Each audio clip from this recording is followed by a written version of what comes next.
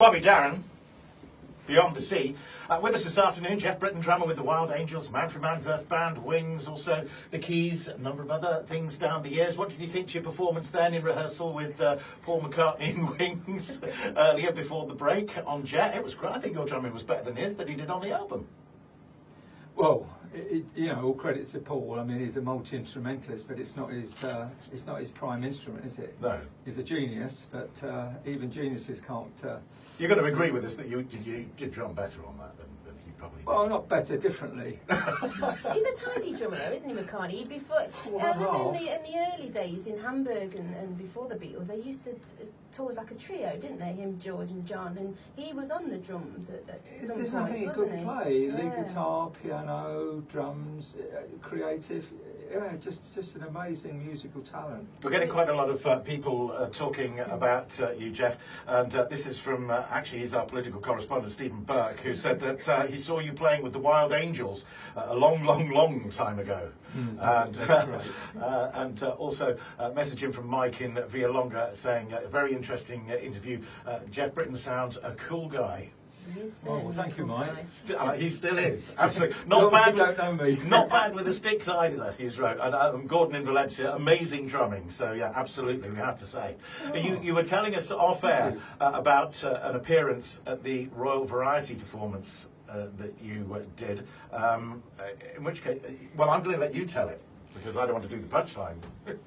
Oh no, yeah, it's 1981, the Royal Variety Show, the annual one, attended in that year by our Queen, Her Majesty, and I was backing Alvin Stardust, and just for a crack during the rehearsals, it's filmed a few days before it goes out on. It's usually Sunday night. It was Sunday night. It used to be at the Palladium.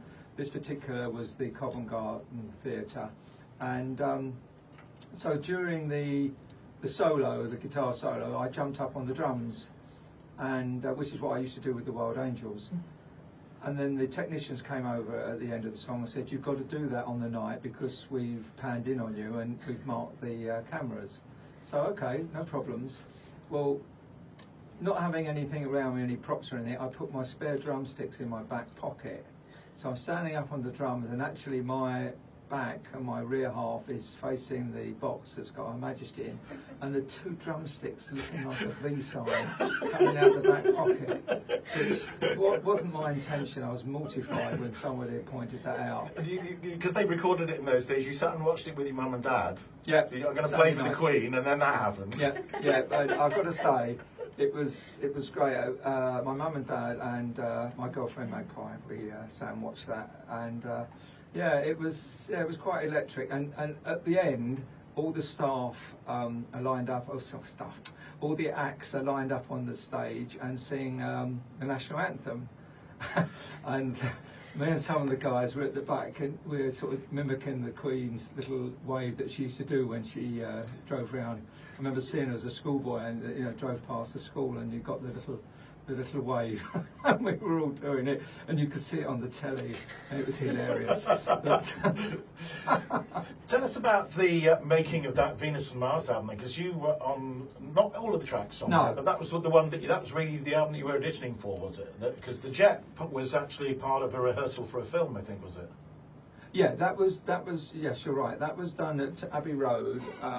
Did a lot of the stuff off the Band on the Run album, which was a monster seller, and we did some track. Yeah, that was for the one hand clapping film that I don't think ever got released.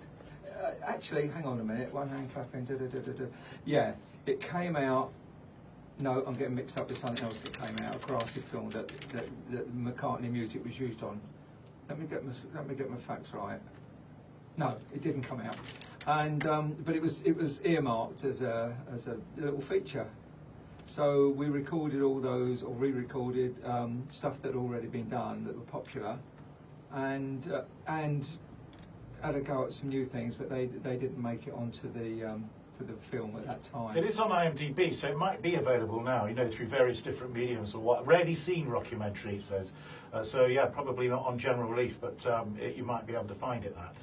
Yeah, it's amazing in those days. You did things like we did a as Wings, we did a TV advert for Mother's Pride bread, and it was a great advert. But because bread went up a penny, the next day through the government or something, it was scrapped. So lots of weird things you did in those days and just never saw the light of day. Can I read you the cast list from the one hand clapping film from 1974?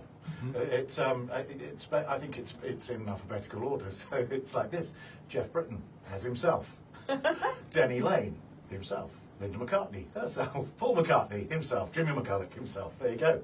You're at the top of the list. For the first time. Brilliant. So yeah, sorry, I did start out by asking about how, you know, the Venus and Mars album. How did that come together? Did Paul just tell you this is what we want, this is what we wanted to play, or were you actually there with him creating the tracks? Right. Certainly with Letting Go, we wanted to get the feel of an Al Green track, and there was a bit of an issue. Actually, it's a great story, if you don't mind me boring you with it. But that's why you're here. We're not bored at all. Well, as it happens, we sent out and we got like an 8-inch deep snare drum because the basic thing was to get this Al Green. Now, a week before that, in Time Out magazine, there'd been this great article about Robert Mitchum and Robert Aldrich. They were making the film Farewell My Lovely. And Robert Aldrich is a really top American film director, done some great films, and obviously Bob Mitchum was a big Hollywood star. So they come to a part in the film where Robert Aldrich, the director, asked Bob Mitchum if he could do that line again because he thought he could do it better. And Bob Mitchum says, no, he can't do it any better, that's the best he can do.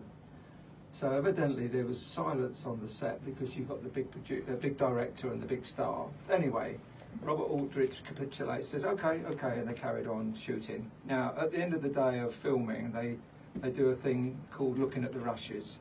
And when they showed that scene, Robert Aldrich walked up to Bob Mitchum, shook his hand and said, you were right, that's great. So what happens when you made records in those days, I'm not up to speed with today, but you made records as the whole group, and then you normally go into the control room, which had the late, great Geoff Emerick, who only passed away a few weeks ago, who was the genius behind all the Beatles sound, you know, all their unusual sound things. So we go into the control booth and they played the track, we've just done Letting Go. And then there's always this like pregnant pause and silence after it's played back. And someone usually pipes up because you kind of listen to yourself. Oh, I could do, yeah, it's not good enough, or it's not right, and this, that, and the other. So you've got all this negativity going around the room, and then they said, well, what do you think, Geoff? What do you think of it? And I just did a Bob Mitchum, you see. I just said, I can't do it any better than that, and we've got it, but you don't realise it. So there was silence on that. It was like, oh, wow. So I said, tell you what, Paul's house at that time was just round the corner from Abbey Road. I said, why don't we send one of the road crew and get an Al Green album before we had the computers and you could just dial it up and compare it. So sure enough, so we took a tea break and then back came the roadies with the Al Green. So up in the control booth again, put on Al Green, then we put on Letting Go, and we all danced around the room because we nailed it. Got it. And I knew, but all I was doing was quoting Robert Mitchum. I got my courage from his article. Shall we have a listen? And then go, yeah, because I'm not really happy with what came out. They added a lot of brass and it kind of killed a bit of it for me. But I haven't heard it in a long time, so maybe I'll change my mind.